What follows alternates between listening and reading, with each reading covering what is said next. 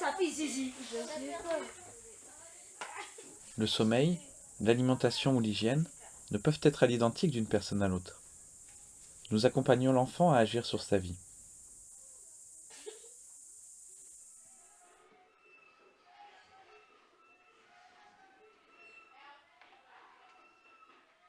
Pour tout le monde, la durée d'une journée est la même, mais pour certains, certaines, le temps se compose de quelques non essentiels. Une heure assise sur une chaise ou devant un écran n'est pas une heure avec des amis ou au sport. Constatons que nos priorités nous impactent. Lors des temps importants de la journée, repas, sommeil, hygiène ou activité, nous accompagnons l'enfant à suivre ses priorités métaboliques et affectives, afin que il ou elle fasse des choix qui lui soient propres.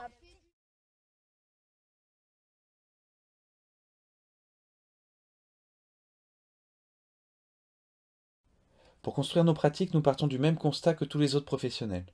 Dans les accueils enfance, écoles comprises, il y a des horaires propices à la violence, et ce que l'on soit à Marseille ou à Tourcoing. C'est un fait, ce n'est pas la nature des personnes mais l'organisation similaire des rythmes de l'enfant qui est en cause. Ainsi, nous tenons compte de cette expérience pour mettre en place un cadre qui s'individualise selon les besoins de chacun. Le matin, il est mis en place un réveil personnalisé. Il ou elle se réveille quand le temps est venu. Si une personne ne se lève pas, l'adulte s'assure juste que cette personne n'est pas malade. Lors des repas, des créneaux horaires de 2h30 sont mis en place. Matin, midi, goûter et soir. On a donc le temps pour aller manger. Cela évite de contrarier celle ou celui qui n'a pas fini son activité ou son échange. Et c'est donc la faim qui régule le besoin.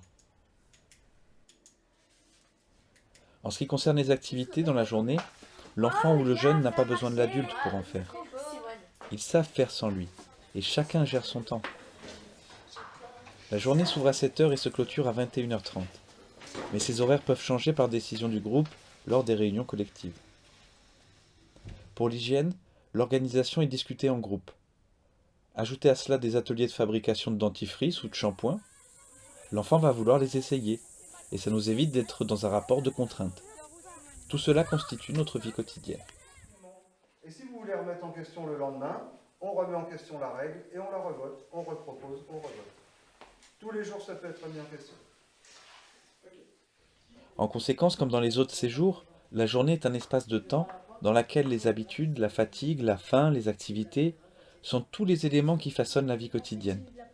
Simplement, nous retirons la planification des adultes que nous remplaçons par les décisions des enfants.